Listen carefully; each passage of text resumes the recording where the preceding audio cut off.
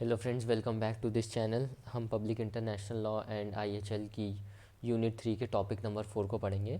Nationality, immigrants, refugees and internally displace persons के बारे में।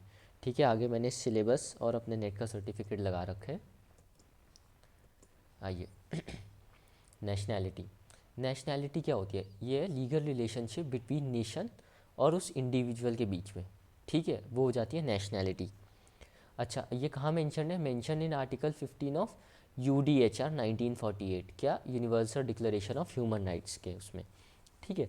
अच्छा, नॉटेबॉम केस जो है 1955 का, ये लैंडमार्क केस है जो नेशनैलिटी के बारे में बात करता है थ्रू नेचुरलाइजेशन। ठीक है, NNN मैंने कर रखा है, ये केस क्वेश्चन पे एग्जाम में आ चुका है। अच्छा, अब नेशनैलिटी एक्वायर करने के क्या तरीके होते हैं? बाय बर्थ आप एक्वायर कर सकते हो, जहाँ पैदा हो जाओ। नेचुरलाइजेशन से आप कर सकते हो। वो क्या होता है? ये एक तरीके का लीगल एक्ट है जिससे जो नॉन सिटीज़न है वो एक्वायर कर सकते हैं सिटीज़नशिप या फिर नेशनैलिटी ऑफ उस कंट्री का। ठीक है, जो भी वो प्रोसेस या प्रोसीजर हो। रिजम्पशन क्या होता है? जब स्टेट जो है गिव बैक कर दे नेशनैलिटी इट टर्मिनेटेड अर्लियर। पहले एक बंदे के पास उस वो कंट्री मानती थी उसका नेशनल था, तो उसके बाद वो रिवोक कर दी, अब वापस उसको दे दी तो रिजम्पशन में आ जाएगा। सब्जुगेशन और सेशन में क्या होता है? जब एक स्टेट दूसरे स्टेट की टेरिटरी को एक्वायर कर लेते हैं, है ना, तो क्या हो जाता है? एक बंदा जो है वो अपनी, क्या कहते हैं, सिटीज़नशिप खो देता है उस कंट्री से, और जिसमें वो मर्ज होता है उस कंट्री की उसे सिटीज़नशिप मिल जाती है। ठीक है। अच्छा, सिटीज़नशिप क्या है? It is a relationship between person and state loss. तो कंसेप्ट क्लैरिटी के लिए अगर देखा जाए, सिटीज़नशिप क्या हो जाती है? जब हम स्टेट लॉज, जब उस स्टेट के लॉज की जो रिलेशनशिप उस पर्सन से होती है, तब हम सिटीज़नशिप के कंसेप्ट में आ जाते हैं। पर ऊपर हमने क्या पढ़ा था? सिर्फ नेशन। जब नेशन और इंडिविजुअल की एक ब्रॉड लेवल पे बात होती है तो होती है नेशनैलिटी। पर जब उस नेशन के, जो उस स्टेट के जो लॉज के जब रिलेशनशिप एक पर्सन से डिसाइड करते हैं, तब हम सिटीज़नशिप, उस रिलेशनशिप को हम तब सिटीज़नशिप कहते हैं। मिलता जुलता कंसेप्ट है थोड़ा सा, पर हल्का सा आपको माइन्यूट डिफरेंस समझना होगा। स्टेटलेसनेस क्या है? और आप ज़्यादा टेंशन मत लीजिए, बस कंसेप्ट क्लैरिटी के लिए मैंने सिटीज़नशिप की डेफिनेशन डाली है, पेपर में नेशनैलिटी ही दिया हुआ है। स्टेटलेसनेस क्या होती है? Defined in article 1 of convention relating to status of stateless person 1954। ये आपको याद होना चाहिए। स्टेटलेस पर्सन होता है who is not considered as a national by any state. जब कोई भी स्टेट उसको ओन नहीं करता under the operation of its law, तो उस बंदे को फिर हम स्टेटलेस पर्सन डिक्लेयर कर देते हैं। इसका जो लैंडमार्क केस है वो है स्टॉइक वर्सेस पब्लिक ट्रस्टी। इसके अंदर डिक्लेयर किया था कि अगर कोई भी पर्सन जो है, उसको कोई भी स्टेट का वो जो है उसको रिकॉग्नाइज नहीं करिए एज इट्स ओन सिटीजन, तो उसको क्या कह देते हैं हम? ठीक है, या उसको अपना नेशनल नहीं मान रही है तो उसको हम क्या कह देते हैं? Stateless. Oppenheimer versus Cattermole जो है 1976 का केस है। इसमें the question of which state a person is a citizen of must be decided by the municipal law of the state to which he claims to be a citizen.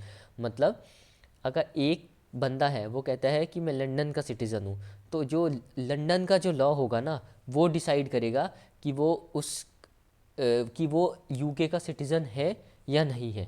ठीक है, जिस country में वो बंदा है और जिसकी वो सिटीज़नशिप क्लेम कर रहा है कि मैं इस सिटीज़न, कि मैं इस कंट्री का सिटीज़न हूँ, वही कंट्री डिसाइड करेगी, उसी कंट्री का लॉ डिसाइड करेगा कि वो वहाँ सिटीज़न है या नहीं है। ठीक है।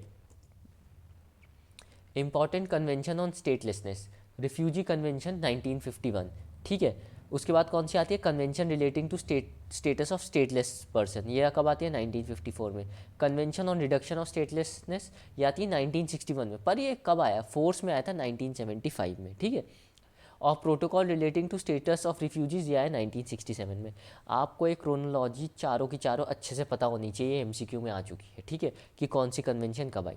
अच्छा, जो द 1951 कन्वेंशन वॉज मोर और लेस, मतलब रेफ्यूजी कन्वेंशन की बात कर रहे हैं, limited to protecting the European refugees. ठीक है, in the aftermath of world war 2, but the 1967 protocol expanded its scope as the problem of displacement spread around the world. तो वर्ल्ड वॉर 2 के बाद क्या हुआ? जो 1951 जो है, पहले जो यूरोपियन रिफ्यूजीज़ के लिए ही सिर्फ बनी थी, उसका स्कोप एक्सपेंड कर दिया, क्योंकि वर्ल्ड वॉर 2 के बाद इतने लोग इधर से उधर डिस्प्लेस हुए, इतने सारे लोग रिफ्यूजी बने। तो 1967 की ट्रीटी ने 1951 की ट्रीटी का स्कोप एक्सपेंड कर दिया। अब उसकी एप्लीकेशन सिर्फ यूरोपियन रिफ्यूजीज़ तक लिमिटेड नहीं रह गई थी। ठीक है। रिफ्यूजीज़ क्या होते हैं? Article 14 of the UDHR grants the right to seek and enjoy asylum from persecution. जो बंदे एक से दूसरी जगह जाते हैं ना किसी रीज़न के कारण, ठीक है। और रिफ्यूजीज़ क्या होते हैं ये मैंने आगे डेफिनेशन में दे रखा है, ठीक है। हम आपको बताएंगे कि क्या होता है रिफ्यूजीज़ आगे। पहले इसके असेंशियल्स पढ़ लीजिए। Essentials for refugee, he must be outside the home country, plus उस बंदे को जान का खतरा है। क्यों? रिफ्यूजी की पहली एसेंशियल कंडीशन यही है, he should be force to flee his country. तो ठीक है, क्यों? तो वो क्यों भागेगा? क्यों? क्योंकि उसको परसिक्यूशन है, खतरा है। ही शुड बी, उसको क्या है, incapacity to enjoy the protection of the home country. जिस कंट्री से वो भाग रहा है वो उसको प्रोटेक्ट ही नहीं कर पा रही है, तभी तो भाग रहा है ना। अच्छा, रिफ्यूजीज़ में कौन कौन लोग इंक्लूड नहीं होते हैं? इंटरनली डिस्प्लेस्ड पर्सन कवर नहीं होते, आगे इसकी डेफिनेशन। इकोनॉमिक माइग्रेंट्स, जो बंदे जैसे हमारे यहाँ लोग कहते हैं ना, लोग बिहार से काम करने जाते हैं बड़े बड़े शहरों में, तो वो चीज़ जो है इकोनॉमिक माइग्रेंट्स में कवर नहीं होगा।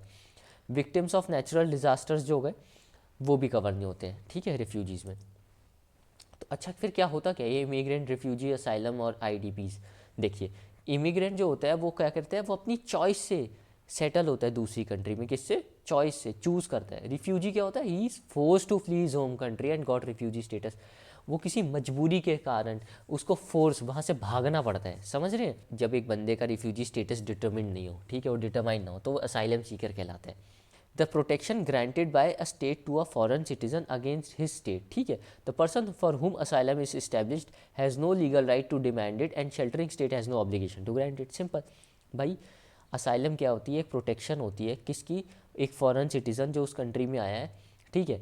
अब क्या है, पर्सन, अब जैसे दलाई लामा है, वहाँ यहाँ इंडिया में आए हुए हैं ना, है ना, तो क्या है, इंडिया के ऊपर कोई ऑब्लिगेशन नहीं था कि हम उन्हें असाइलम दें, ठीक है। और ना ही वो एज अ राइट हमसे मांग सकते थे कि आप हमें असाइलम दो, ठीक है। ये मैं आपको सिर्फ एक एग्जांपल दे रहा हूँ समझने के लिए कि अगर हम उनको, उनके केस को असाइलम में माने तो क्या होगा। आईडीपी क्या होगा? Internally displace person, person force to flee their home as a result of armed conflict, violence, violation of human rights or natural or human made disaster and who have not crossed an internationally recognized border। मतलब भाई, अभी क्या है, एक बंदा है, उसको भागना पड़ रहा है अपने देश में, ठीक है, और वो अभी अपने देश के अंदर ही है, अभी उसने इंटरनेशनल रिकॉग्नाइज बॉर्डर को क्रॉस नहीं की है, ठीक है। उनको हम कह सकते हैं internally displace person. For example, सिर्फ एग्जाम्पल के लिए कश्मीरी पंडित्स का आप दे सकते हो। अगर जो कश्मीरी पंडित दौड़ के कश्मीर से दिल्ली आ गया हो तो वो इस डेफिनेशन के अंडर कवर हो जाएंगे। और ये सिर्फ मैंने एक एग्जाम्पल दी है, सिर्फ समझाने के लिए, ठीक है। तो guys, thank you for watching this video, ठीक है। आज की वीडियो सिर्फ यहीं तक थी। अगर आपने बाकी की वीडियो नहीं देखी है तो आप बाकी की वीडियो भी जाके देख लीजिए। बहुत जल्दी हम अपना पूरा का पूरा PIL का टॉपिक जो है और इंटरनेशनल ह्यूमैनिटेरियन लॉ का टॉपिक ख़त्म कर देंगे। Thank you guys, thank you for your support.